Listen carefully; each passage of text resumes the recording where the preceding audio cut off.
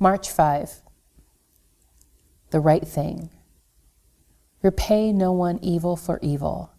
Have regard for the good things in the sight of all men. Romans 12:17.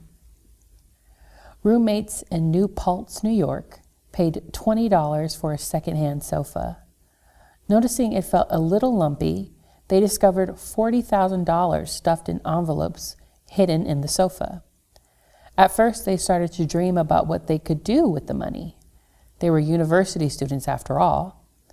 But after much discussion, they decided that the right thing to do was to find the original owner of the sofa.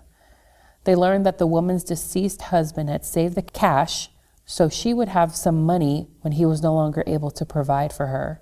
But her children, not knowing about the money, replaced the sofa with the new one and donated the original to a thrift store. It's always better to do the right thing.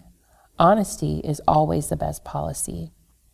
When you have a chance to explain to the person at the cash register that they've given you too much money, when you realize you're not actually entitled to that tax refund, when you discover that the person who moved out of the apartment before you left something valuable behind, it's hard to feel good about yourself if you're not honest.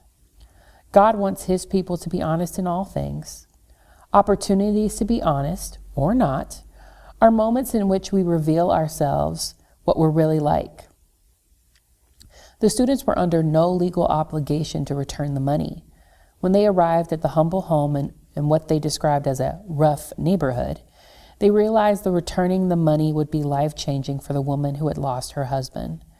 But even if the woman lived in the nicest home in town, returning that money would have been the right thing to do.